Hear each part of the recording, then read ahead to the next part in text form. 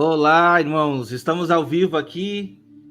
Estamos ao vivo aqui para gravar mais um episódio do nosso podcast. Estamos aí. No episódio anterior, nós tratamos ali Apocalipse 7, os 144 mil, até mais ou menos o versículo 8. E neste episódio, a gente vai tratar um pouquinho da visão dos glorificados, que é do versículo 9 até o versículo 17. Depois dessas coisas, vi e eis que havia uma grande multidão que ninguém podia numerar, de todas as nações, tribos, povos e línguas, em pé diante do trono e diante do Cordeiro, vestidos de vestiduras brancas e com palmas nas mãos, e clamavam em grande voz, dizendo: ao nosso Deus, que se assenta no trono, e ao Cordeiro pertence a salvação.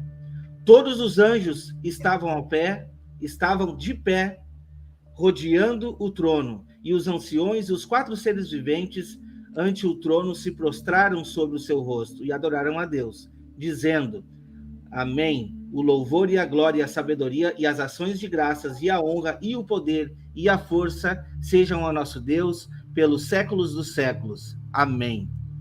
Meu Amém. Irmão Ricardo, o que o irmão consegue trazer aí a respeito desses pontos? Bom, no episódio passado tratamos dos 144 mil. Nós estamos buscando aí esse entendimento cada vez mais refinado acerca das 2 casas de Israel, e principalmente com relação à bênção da primogenitura para Efraim.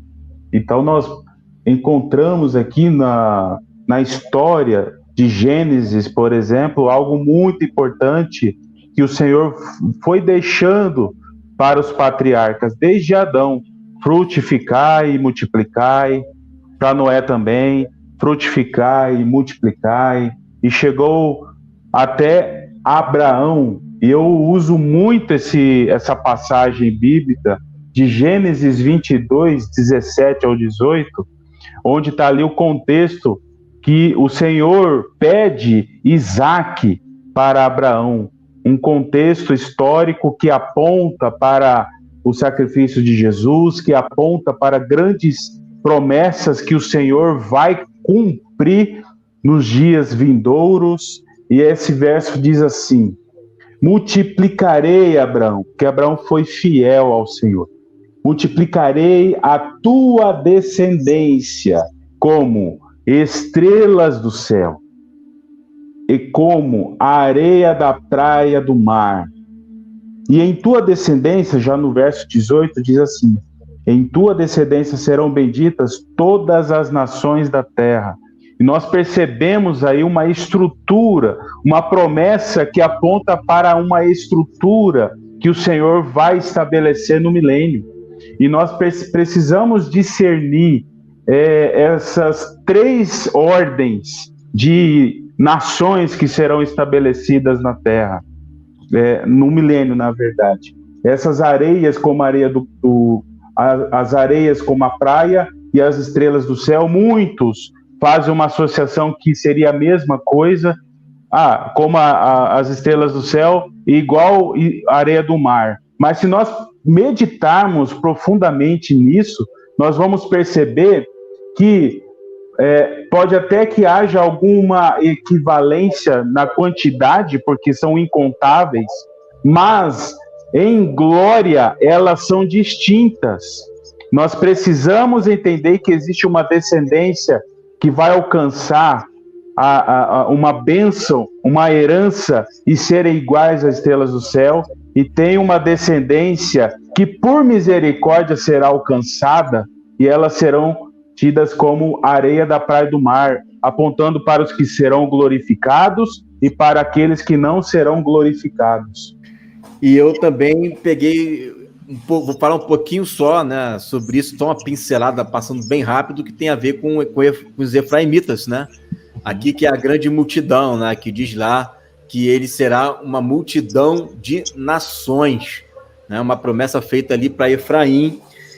E o interessante, né, é que eles estavam com folhas de palmeiras nas mãos aqui, né? Folha de palmeira remete a quê? A festa dos tabernáculos, né? A gente percebe, pegando mais um gancho do que o irmão Ricardo falou também, que existem níveis, né, de magnitude, e de fato é isso. Por que nível de magnitude? Porque o reino de Deus você vê o governo e você vê as nações. E no reino milenar, isso aqui é um texto que fala do reino milenar, né? No reino milenar, as nações estão ali adorando ao Senhor de ano em ano, né? Indo até Jerusalém, onde está o rei, onde tem um templo ali. Tem um templo ali. E estão comemorando a festa dos tabernáculos. Está lá em Zacarias capítulo 14. Só que aqui é diferente.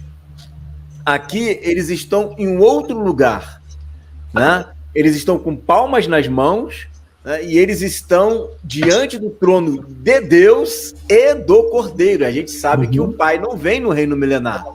O Pai fica lá em cima, quem vem primeiro é o Filho. Então eles estão lá no céu. A igreja, ela tem acesso ao céu, sim. Ela não, a herança dela não é celestial, ainda que algumas promessas celestiais, como o corpo glorificado, galardão, Nova Jerusalém, sim. Mas as nações pela qual ela vai reinar, né? A herança da terra que Deus prometeu a Abraão é nossa, né? Da igreja. Então, o que a gente está fazendo aqui nesse local? Nós estamos diante do Pai, adorando a Ele na festa dos tabernáculos, né? De ano em ano também, né? De ano em ano, a igreja subirá no Monte Sião, né? Celestial, e estará lá adorando ao que está sentado sobre o trono e ao Cordeiro, né? Como diz o texto, de pé diante do trono e do Cordeiro, vestido de roupas brancas, se santificaram. Já é mais roupas brancas, né? Já remete aos 144 mil, que são puros, lábios puros, né? Então, olha o que diz o texto. De repente alguém pode pensar, não, essa festa aí é só para Israel. Não, não é só para Israel. Olha o que diz o texto, aqui está bem claro, né? Eram de todas as nações, né? De todas as nações. O texto aqui está bem claro, né? Tribos, raças e línguas, né? Então, é de todas as nações, e não de uma única nação só, tá? Por quê? Porque nós é que nos alinhamos, né, à nação de Israel, né? As promessas foram feitas a elas, né? E nós é que fomos enxertados ali na oliveira. E cá estamos, né? Nesse caso aqui, estamos adorando ao Senhor na festa dos tabernáculos, em cima do mar de vidro, não somente nós, mas toda a igreja, né, de todos os tempos, né, desde Adão até o último eleito ali, né, selado antes de começar a última semana. Ficar aqui só nesse aspecto, aqui pegando aqui o versículo 9 e 10, aí o Pedro aí vai dar continuidade aí, né? É legal, cara, a gente falar de Apocalipse 7, que tem muita confusão, né? Eu creio que vocês tenham abordado a respeito dos 144 mil, e esse finalzinho, quando cria-se essa dúvida, cadê Efraim? Você pode perceber que também não tem a tribo de Dan. Sim. Né? Quando você lida com coisas espirituais e promessas espirituais, Efraim não aparece e Dan não aparece. Efraim porque é um reino, né? E o reino está ali, as 10 tribos, né? Efraim está ali nas 10 tribos, né? A plenitude dos gentios, e Dan, que é a tipologia do inimigo. Não está, assim como os 12 apóstolos também eram 12 e tinha a tipologia do inimigo em Judas. Então você vê que Deus ele sempre marca, sempre mostra, né, a obra e a anti-obra ali, né, no meio da obra, a anti-obra sempre ali, permeando no meio da obra. E ele mostra na hora de galardoar, na hora de premiar, ele faz questão de evidenciar que a parte negativa do recado não aparece na hora de ser premiado. E Dan é essa tribo que está ali, que não aparece. E Efraim, por ser um reino, quando a gente entende as duas casas e vê que Efraim deixa de ser uma tribo para se tornar um reino, onde estão os gentios, você vê as 10 tribos ali tipificando Efraim. E quando você continua lendo, né, você vê que essa epígrafe que tem entre o verso 8 e o verso 9, isso é uma coisa colocada pelos homens. Isso não está nos manuscritos, né? A dissertação continua, e aí ele continua falando, João continua falando o que ele estava vendo. Ele fala, depois dessas coisas, depois de ver os 144 mil, depois de ver todo esse selamento deles, eu vi logo em seguida uma grande multidão que ninguém podia enumerar. Povos, línguas, nações, em pé diante do trono. E esse texto, esse versículo, mais precisamente essa parte onde ele fala que ninguém podia enumerar de todas as nações, tribos, povos e línguas, isso está conectado com Apocalipse 5, 9 e 10, que fala ali que com o sangue do Cordeiro ele comprou para Deus todo o povo que procede de línguas, nações e tribos, e com o seu sangue comprou para Deus e constituiu reis e sacerdotes e reinarão sobre a terra. Ali você conecta. E você sabe, logo ali, com a conexão de Apocalipse 5, 9 e 10, quem são esses povos de línguas e nações? São esses que estão vestidos de branco, são esses que foram selados como 144 mil, e uma coisa vai puxando a outra, e você vai pegando essa grande coxa de retalho, que é a escritura, e vai costurando uma peça na outra e vai tomando forma, né? A revelação vai ganhando forma. E aí outra evidência, né, que está se falando das festas dos tabernáculos, foi o que o Igor acabou de dizer, as palmas. Se você vai na lei, você vê que era uma das ordenanças da festa dos tabernáculos, era o povo de Israel colher árvores frondosas, palmeiras, e as palmas está para linkar com as festas. Está mostrando, isso aqui é o tabernáculos. Tabernáculos é a bodas, é onde Cristo vai se casar com a igreja, onde ele vai se juntar, o cabeça e corpo. É nesse momento onde o pai está presente no casamento do filho e da noiva, metaforicamente falando. O pai tem que estar presente. Onde que um pai vivo não vai estar no casamento do seu filho? Ele está. Por isso que acontece no céu. Por isso que essa festa ela está conectada entre céu e terra, porque o céu está se aproximando da terra.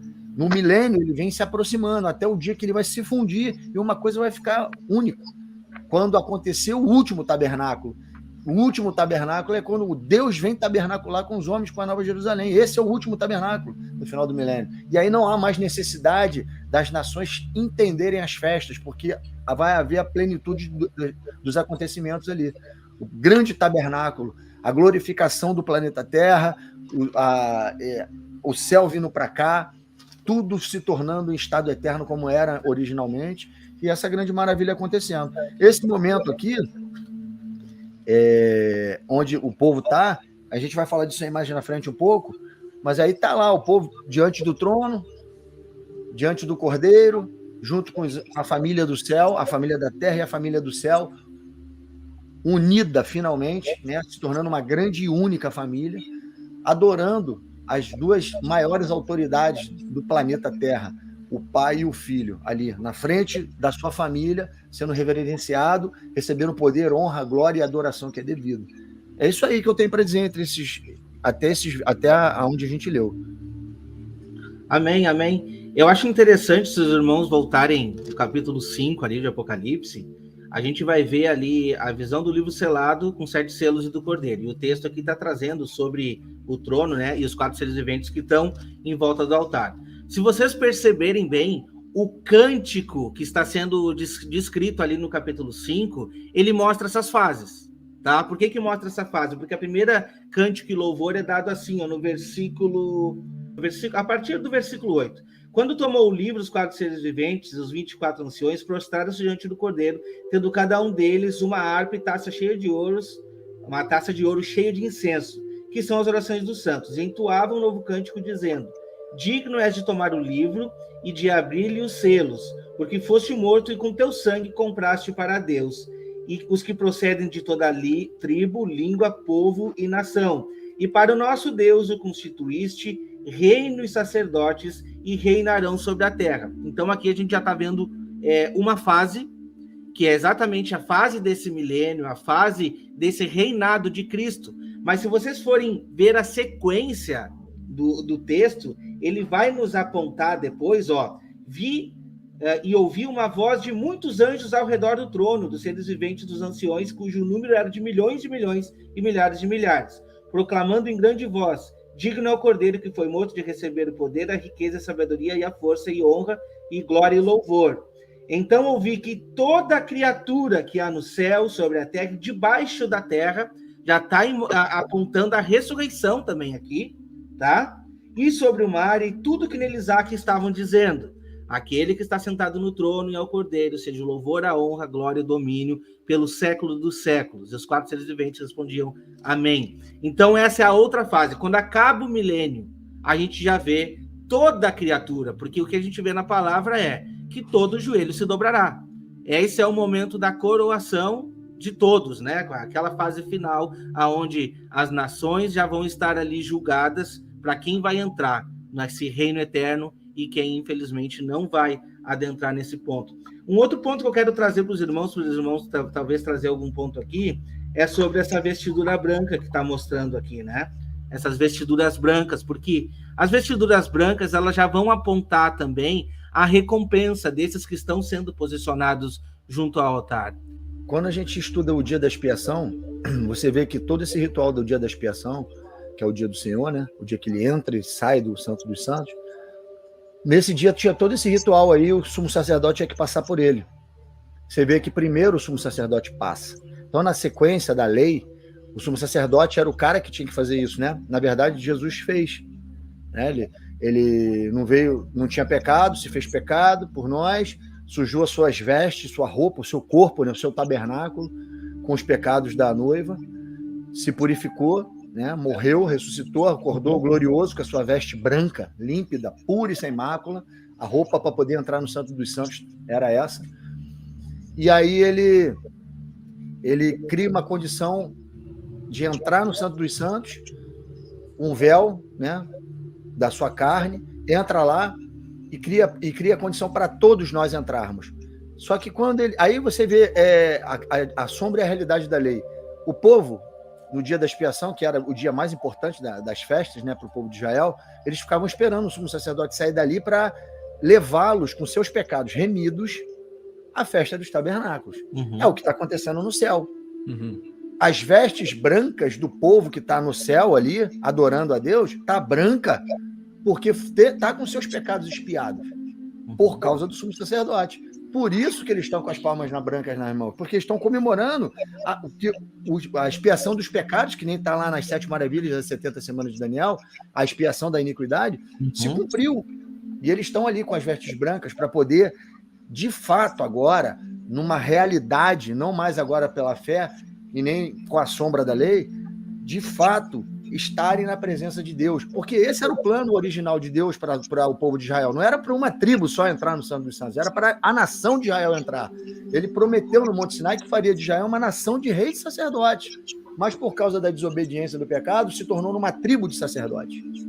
E agora não para todas as nações da terra, mas só para Israel. E aí, ali você vê o plano restaurado. Todo Israel dentro do Santo dos Santos, como haveria de ser. Como foi quando Davi mostrou que ele, da tribo de Judá, com roupa de sacerdote da tribo de Levi, entrou e botou todo Israel na presença da Arca da Aliança quando ele foi botar a arca, levou a arca para Jerusalém. Lembra disso? Ali é a tipologia desse fato do que está acontecendo no céu. Ali ele mostrou para Israel, foi a única vez que todo Israel presenciou a Arca da Aliança sem o véu. Foi quando Davi, o filho Davi, que é uma tipologia de Deus, de Cristo, estava ali com roupa sacerdotal, ele rei, sacerdote, levando as 12 tribos para o tabernáculo de Davi. Sem véu. O legal ali é que o texto, ele descreve o final da história, né? Sim. O pessoal com roupas brancas e palma nas mãos. Mas antes do final da história, né, tem todo um enredo por isso aí, né? Enredo. O interessante é o seguinte, olha como é que Deus ele linka tudo, né? Você conhecendo as festas, você consegue linkar o que está aqui em Apocalipse.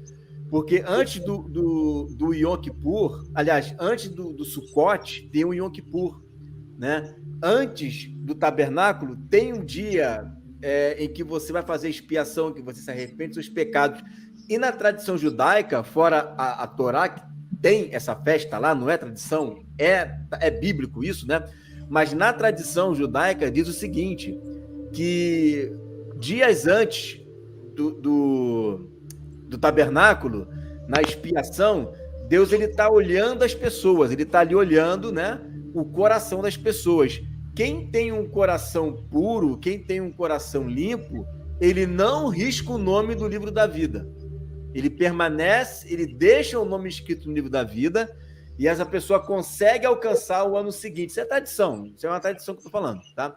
E ela consegue alcançar a festa dos tabernáculos. Mas, olha que interessante, o que está aqui em Apocalipse, no capítulo 3, né? A partir do versículo 2, diz assim, ó, na minha versão aqui, tá? Acordem e fortaleçam aquilo que ainda está vivo, antes que morra completamente, né? Pois sei que o que vocês fizeram não está ainda de acordo com aquilo que o meu Deus exige. Portanto, lembre do que aprenderam e ouviram, obedeçam e se arrependam. Aí tem a ver com a bacia que o irmão Ricardo falou, né? Se arrependimento de boas obras, tem a ver com o que o Pedro falou, que o espaço ali da purificação até a glorificação, né? Se não acordarem, eu os atacarei de surpresa, como um ladrão, e vocês não ficaram sabendo nem mesmo a hora da minha vinda. Mas alguns de vocês de Sardes têm conservado limpas as suas roupas. Vocês andarão comigo, que tem a ver com o irmão Ricardo falou, estarei convosco todos os dias, né? Ou para sempre vocês estarão comigo, João 14. Vocês andarão comigo vestidos de roupas brancas, pois merecem esta honra. Uhum. Aqueles que conseguirem a vitória, que é o que Wagner falou, que é o momento da honra, né, dos que são vitoriosos, aqueles que conseguirem a vitória serão vestidos de branco, e não tirarei o nome dessas pessoas do livro da vida. Né? Olha como é que tudo linka, né? Do livro da vida. Eu declararei abertamente na presença do meu Pai e dos seus anjos que elas pertencem a mim. Né? Então, veja que interessante que o que está acontecendo aqui em Apocalipse 7, mais precisamente versículo 9, 10 em diante, é justamente a promessa que Deus fez para Sardes, é justamente o cumprimento da entrada e a saída do sumo sacerdote, como diz ali, como falou, né, o pastor Pedro, é justamente o cumprimento das festas.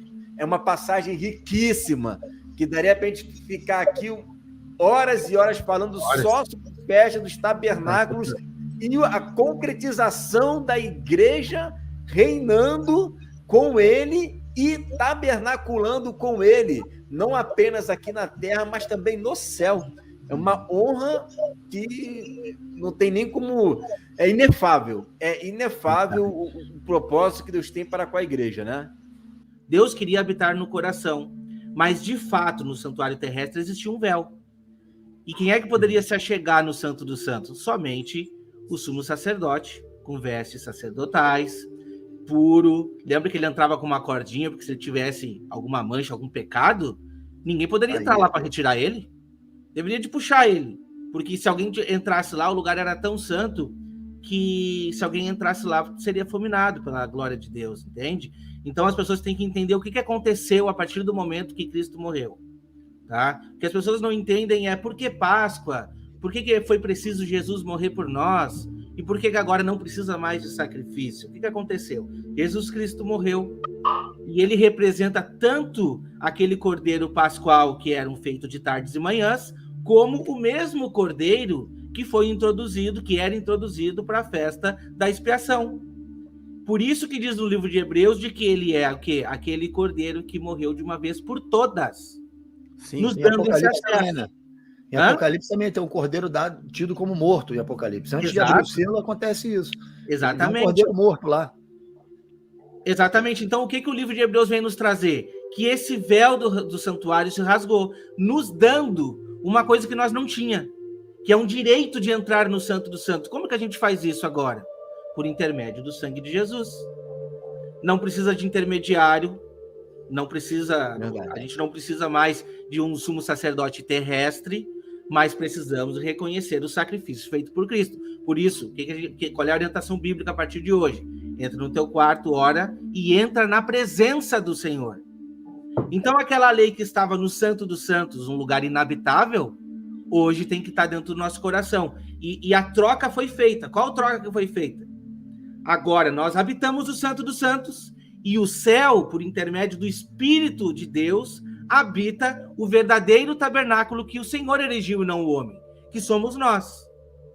Mas como que a gente precisa estar? Vestido e não nu.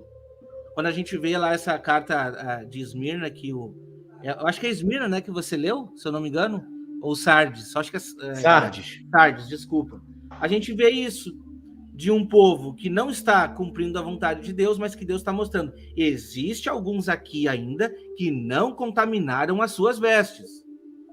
Então, meus irmãos, o que é mais importante?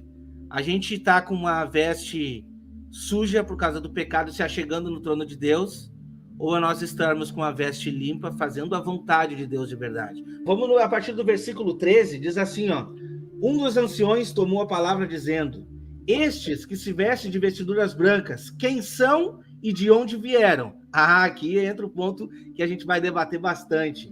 Respondi-lhes: meu senhor, tu sabes. Ele então me disse: são estes que vêm da grande tribulação, lavaram suas vestiduras e alvejaram no sangue do Cordeiro, razão porque se acham diante do trono de Deus e servem de dia e de noite no seu santuário. E aquele que se assenta no trono estenderá sobre eles o seu tabernáculo. Eu acho que eu vou deixar só até aqui. Eu quero trazer aqui o pastor Igor. E aqui a gente percebe o seguinte, né? Quem são esses, né? Esses são os que foram perseguidos. Esses são os que passaram pela grande tribulação. Esses são os que passaram pela tribulação. Esses são aqueles que se permitiram negar a si mesmo, né? E não amar a sua própria vida até a morte, né? São esses. Ô Igor, é uma coisa rapidinho, porque aqui é onde entra o pré-tribulacionismo, né?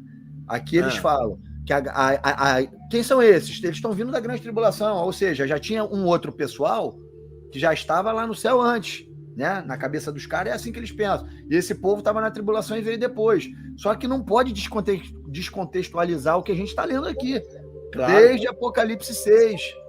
Lá está falando das 12 tribos que foram seladas. Daqui a pouco ele está vendo uma multidão no céu. E é dessa mesma multidão que ele está falando aqui. Ele não está falando de um pessoal que chegou depois. Ele está falando do mesmo pessoal que estava ali e foi chamado de 144 mil. É a mesma. E outra coisa, né?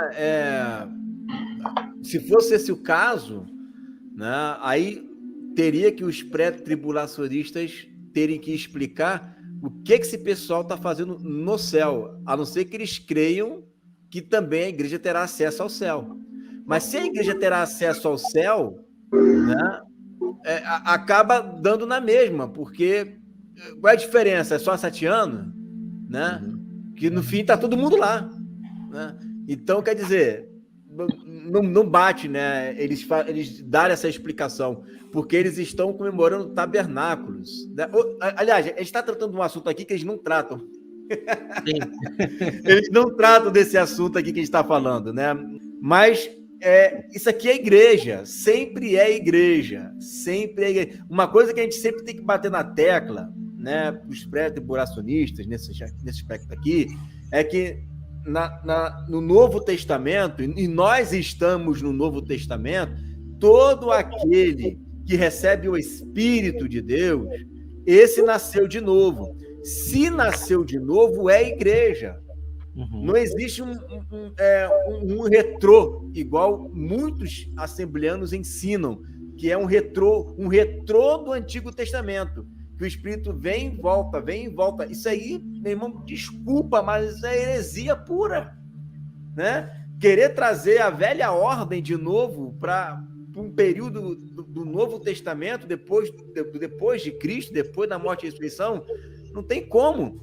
Então, as duas testemunhas têm o Espírito, é igreja. Não tem uma outra palavra para isso depois da nova aliança, a não ser que existe uma terceira aliança que eu estou por fora, né? Mas a pessoa que, 144 mil, que são santos por quê? Porque se santificaram pelo Espírito.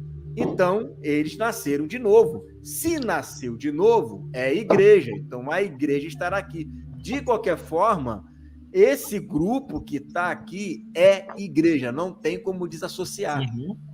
Mas não vem palavra igreja desde as cartas lá, as igrejas, até o Apocalipse, lá no final do capítulo 22. Ok, mas no capítulo 20 também não tem igreja. no capítulo 21 também não tem igreja, né? E nem por isso a gente diz que a igreja não está ali. Se for assim, Deus não está lá no livro de Esther, porque no livro de Esther também não tem nome Deus, né? Se a gente for fazer uma hermenêutica indo por esse lado, né? Então, na realidade, não tem a expressão igreja, mas tem santo, tem eleito, tem fiel, né? Tem todas essas expressões. E seguidores do Cordeiro. Vencedores, né? Guardaram a minha palavra. Como é que eu guardo a palavra? Eu tenho que ter a palavra no meu coração. Nasci de novo. Exato. Né? Então, não tem como desassociar. E, mais uma vez, essa explicação que eu estou dando é uma explicação que os pré-tribulacionistas, eu nunca vi ninguém tentar explicar isso que eu estou falando agora. É uma explicação, uma revelação, pode chamar do que se quiser, né? Que, se você perguntar isso para eles, eles não terão resposta. Não terão, porque eles não têm base bíblica para dizer... O problema do pré-tribulacionismo é não entender as festas. Olha, nem estudar as festas. Porque quando eles estudarem as festas e chegar no dia da expiação, que ele vê que o sumo sacerdote entra uma vez e sai uma vez, ele vai ver que não tem duas vindas. Ali para. Ali já o trem descarrilha ali. Porque ele vai vir concordando com tudo. Vai vir concordando com a Páscoa, com o asmo, com a primícia, com o Pentecostes, vai falar das trombetas, eles já vão estranhar, mas aí, vão concordar, vão ver as trombetas do Apocalipse, tem sentido. Aí chega no dia da expiação, que o sumo sacerdote entrava e saía uma vez só, no mesmo dia, ele não vai conseguir encaixar isso aí. Duas saídas, uma depois e depois vem de novo. E aí desincroniza o negócio, cara, aí pronto. A gente, graças a Deus, né? Eles estudarem as festas, eles vão... A gente tem vários caminhos. Nós temos as festas, nós temos as analogias, nós temos a nova aliança, nós temos a patrística, né? Que ensina o pós-tribulacionismo. O caminho que você quiser, nós temos para poder entrar aí nessa questão. O caminho que você quiser, a história que você quer, né? É a analogia do Antigo Testamento, né? São os textos do Apocalipse que mostra essas festas ali. Então, a gente tem vários caminhos que a gente pode caminhar para mostrar que o pós-tribulacionismo é a que... Eu não vou nem dizer que se aproxima da verdade, é a verdade, né? É a verdade, cara. Em Gênesis 49 diz assim, antes, lá no verso 1, Jacó disse, né? Anunciar-vos-ei o que vos há de acontecer nos dias vindouros. Para mim, isso é um gancho, como aprendizado para cada um de nós aqui. E a bênção para José é o mais detalhado, é o mais rico, é enriquecedor. E ele diz assim, olha, José é ramo frutífero, vírgula, ramo frutífero junto à fonte. Ele duplicou aí a palavra ramo frutífero. Na hora me veio Efraim, porque Efraim significa duplamente frutífero e está apontando para uma mensagem, para um aprendizado nosso, para hoje, para agora. E aqui continua, ramo frutífero junto à fonte. Seus ramos, já está no plural aqui, ramos, corre sobre o muro. Na hora me veio à mente, que muro que deve ser esse? Será que é o muro de inimizade que nós estamos enxergando hoje muito acontecer? O inimigo trabalhando no coração de muitos para que o muro de inimizade seja estabelecido, para causar mais divisão, mais afastamento dos domésticos da fé. Então eu percebo que existe um muro que tenta impedir o nosso trabalhar, do trabalhar de Deus, e às vezes esse muro nós mesmos que criamos. Nós precisamos alcançar o nível de humildade, de maturidade, de querer chegar no propósito que o Senhor confiou em nossas mãos. E ele continua aqui, os flecheiros deram amargura. Os flecheiros aqui me faz lembrar de Ismael, por exemplo, porque Ismael foi o primeiro filho de Abraão e ele foi flecheiro, e ele foi o pai dos árabes. E se nós olharmos e estudarmos a história, Flávio Joséfo e os outros historiadores, vamos perceber que o povo do príncipe que há de vir tem uma etnia que voltada ali para o Oriente Médio. voltado para os árabes. Os flecheiros deram amargura e eles odiaram. Essa palavra odiaram aqui me faz lembrar de Edom, que também aponta para essa mesma etnia. E tem uma palavra pesada contra Edom aqui, lá no profeta Obadias. Então nós teremos muitos adversários, mas nós precisamos entender o cenário, porque dias de novas dores estão chegando. Em oração com o Senhor, eu sinto que nós precisamos aproveitar cada momento, porque o Senhor quer aperfeiçoar, quer trazer as suas testemunhas ao amadurecimento, uma maturidade de lidar com todas as situações e todas as circunstâncias, porque pessoas vão ficar temerosas, com medo. Muitas pessoas vão andar para lá e para cá buscando respostas, buscando entendimento, buscando direção, buscando uma esperança. E o Senhor vai proporcionar cenários para que as suas testemunhas sejam usadas para instruir a muitos nos últimos dias. Isso está no livro do profeta Daniel, capítulo 11. Lá diz que eles instruirão a muitos, mas eles vão sofrer, principalmente com a traição. Eles vão ser traídos. E muitos vão chegar até essas testemunhas com lisonjas, para proveito próprio. Precisamos nos preparar para as traições. Porque se queremos ser seguidores de Cristo, nós precisamos entender o que Cristo padeceu, porque nós também podemos padecer igualmente. Então, essa mensagem aqui de José é muito interessante. E aqui ele continua, que as bênçãos de teu pai, José, excederá as bênçãos dos meus pais. O que isso significa? Que a bênção do Deus Pai eterno excederá a bênção daquele que o gerou nesta terra. Ou seja, uma bênção que é incomensurável. Isso aponta para a bênção da primogenitura de Efraim, que está destinado aos santos que serão glorificados. E você vê que esse povo que veio da grande tribulação, eles alvejaram as suas vestes com o sangue do Cordeiro, que realmente vai ser a ocasião em que a igreja vai ter que alvejar em muito, as suas vestes no sangue do Cordeiro, porque vai ser o momento de maior tribulação da história da igreja, a grande tribulação. Realmente como nunca houve, né? Nunca houve e nunca mais haverá. Como nunca houve. É quando vai se cumprir a palavra que Jesus falou, que por causa do meu nome, vocês serão odiados por toda a terra, por todos. Todos os governantes, todos os reis vão odiar vocês por causa do meu nome. Seremos odiados, porque estaremos fazendo coisas, assolando a terra de maneira como a terra nunca foi assolada. Então, realmente, eles vão odiar a gente por causa de Jesus, os cristãos, né? Então, assim, realmente a gente vai ter que alvejar a nossa roupa com atos de justiça, porque ser odiado e pagar o mal com bem não é fácil, irmão. Não é fácil. Tem que ter muito ato de justiça. Tem que estar alvejando muito a roupa. E esse vai ser um momento realmente de muita complicação para a igreja.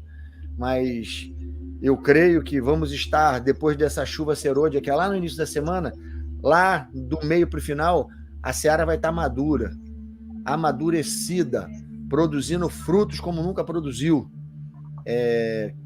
trazendo consigo as nações que vão adentrar no milênio, dando testemunho, porque são testemunhas. Eu creio que o aperfeiçoamento vai acontecer, o aperfeiçoamento final da igreja vai acontecer realmente na última semana, e principalmente na grande tribulação, onde a igreja vai mostrar o que é ser igreja para as nações. Verdade. As nações que vão entrar no milênio. E é ali, irmãos, naquela última metade da semana, que eles vão se submeter à nossa realeza, como homens ainda. Ali que eles vão ver e vão entender por que seremos reis e sacerdotes deles. Ali eles vão ver o poder da igreja, de fato, antes dela ser glorificada. É ali. E eu creio nisso, irmão. É ali que a igreja será poderosa. Porque quando a gente vê ali no versículo 15, quem são esses? Esses já estão diante do trono, tá? Já estão diante do trono e servem de dia e de noite no seu santuário, tá? Aquele que se assenta no trono estenderá sobre eles o seu tabernáculo. Então, o que eu quero que os irmãos enxerguem e consigam visualizar nós hoje somos esse tabernáculo, porque esse santuário onde Deus habita. E quando a gente vê lá em Apocalipse 11, a gente vê um santuário sendo medido. E a gente vê 2 testemunhas sendo medidas ali, tá? E o lado interno, este lado interno, ele é um lado que está sendo medido, mas a parte externa do santuário vai ser pisada por 42 meses, apontando esse ponto. E depois a gente vê 2 testemunhas saindo para pregar, entende?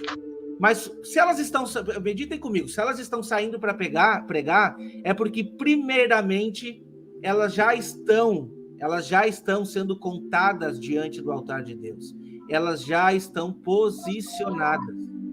Esse é o ponto interessante da gente observar. E esse santuário é uma referência, essa referência que eu fiz, aonde o céu se achega a nós, habitando, o Santo Espírito de Deus, habitando no coração do homem, e o homem se achegando no Santo dos Santos, por intermédio do sangue de Cristo. Então, meus irmãos, quando a gente tem essa visão do santuário hoje, tá? Essa é uma visão do nosso lado interno, a parte santa, o lado interno do homem. O ponto principal seremos atribulados, seremos perseguidos, sim. A igreja que pensa que não vai passar por uma grande tribulação, essa igreja não está preparada, entende? As pessoas precisam entender que a tribulação, ela molda o caráter dos santos, faz parte da tribulação. E essas 2 testemunhas estão sendo medidas para sair a pregar e sim para morrer se necessário for. E o versículo 16 daí diz assim, jamais terão fome, nunca mais terão sede, não cairá sobre eles o sol, nem o ardor algum. Olha a tribulação. Pois o cordeiro que se encontra no meio do trono os apacentará e os guiará para a fonte de águas vivas, né? Fonte das águas da vida. E Deus lhes enxugará dos olhos toda a lágrima. Aqui a gente já vê, né, que o fim da morte, o fim do sofrimento e o fim da perseguição, exatamente. E aí, olha só que legal, aonde é a fonte da água da vida? Ela sai da onde? Do trono. Do trono de Deus. Do trono de Deus. Eles estão aonde agora, nesse momento? Exatamente. Olha só que diante do trono de Deus. O cordeiro os apacentou, levou eles para cima, né? Depois de todas as coisas que aconteceram na terra, batalha, tudo, mas no tabernáculo, no dia do casamento, ele entra nas tendas de Sara e leva a igreja, leva a sua noiva para as fontes da água da vida, que é onde? O trono do Pai. Exatamente. É perfeito. Irmão Ricardo, o que o irmão traz para nós aí? É interessante essa questão do trono, né? Nós estudamos aí Apocalipse 4, Apocalipse 5, onde João ele teve acesso à sala do trono. E quando nós tratamos aqui do povo glorificado, da igreja, está diante do trono do Senhor, nós começamos a fazer certas conexões de peças aqui. As peças vão se encaixando. Quando nós entendemos as 2 casas, buscamos esse entendimento a cada dia, das solenidades bíblicas, nós começamos a entender com mais amplitude esse plano do Senhor. Em Apocalipse 15, que se Deus quiser vamos chegar lá também, né? Vamos chegar lá também, está escrito assim, que o João viu como mar de vidro misturado com fogo, e também os que saíram vitoriosos da besta, da grande tribulação, né? E o número do seu nome que estava junto ao mar de vidro, e tinham harpas de Deus. E quando olhamos aqui o mar de vidro e conseguimos conectar com Ezequiel, não somente Ezequiel 1, mas se você avançar mais um pouco para Ezequiel 43, onde tem ali a inauguração do templo de Ezequiel e a glória do Senhor enche o templo, Ezequiel tem a mesma visão que ele teve no rio Quebar, onde está escrito aqui no capítulo 43 de Ezequiel, no verso 3. E o aspecto da visão que vi era como da visão que eu tinha visto lá no início, né? No capítulo 1. Então, nós conseguimos fazer conexões, e essa passagem de Ezequiel do 40 ao 48, que é o maior desafio teológico de todos, nós conseguimos entender o propósito e o plano do Senhor e como que é lindo a justiça do Senhor de alcançar e de cada um ter a sua devida recompensa. A sua devida recompensa. A gente vê cada um no seu lugar, as estrelas no céu no seu lugar, a areia da praia do mar no seu lugar, as nações nos seus lugares, e o Senhor tudo de uma maneira organizada. E nós conseguimos conectar esse mar de vidro de Apocalipse 15 com Apocalipse 7, que é esse povo lá no Ezequiel 43, na inauguração do templo. A referência que eu fiz aqui com relação né, que não vai ter sede, não vai mais ter fome, nem ardor algum, né? As pessoas já passam tribulações hoje, né? Talvez aqui a gente está falando para alguém que esteja passando por dificuldade. Estamos falando por pessoas que talvez não passam dificuldades hoje, mas é só a gente olhar para o lado, a gente vê pessoas passando dificuldade, e a gente acabou falando um pouco de provação aqui, e o irmão Ricardo trouxe muito bem, que é importantíssimo que a gente saiba administrar esses pontos de provação, porque assim, eu penso que a provação, a palavra de Deus já diz, né, que a provação ela molda o caráter do homem, isso é fato, mas eu penso que a provação ela atinge no particular. Então assim, cada pessoa tem o seu momento de provação, e é exatamente nesse momento que nós precisamos entender o que aquela provação pode fazer na minha vida, na sua vida. Entende? Eu já passei por pontos assim, de eu enxergar, puxa vida, isso está vindo da parte de Deus. É uma correção na minha vida da parte de Deus. E eu preciso mudar alguns tópicos se eu não quiser mais passar por isso. Muitas vezes as pessoas também passam provação por erros do passado. E faz parte. Porque o que você planta, você vai colher. Né? Mas existem provações que vêm oriundas do Evangelho, e são dessas que nós estamos pregando agora. E são provações que vão vir na vida do homem por defesa do Evangelho. E está chegando esse momento, eu acredito que para muitos esse momento já chegou, muitas pessoas estão já dando a sua vida por causa do Evangelho, independente do nível de conhecimento que tenha. Por defender o nome de Jesus, por defender a palavra de Deus, muitos são perseguidos. Às vezes a perseguição não é nem física, muitas vezes, e na maioria das vezes no momento, essa perseguição é uma perseguição, às vezes espiritual, intelectual, a respeito da palavra. Então o que acontece? Hoje, muitos aqui, estamos negando muitas coisas para estarmos posicionados diante do altar. Estando posicionados, estando vestido, não estando nu, nós podemos ser aperfeiçoados para que as pessoas possam enxergar essa transparência em nós.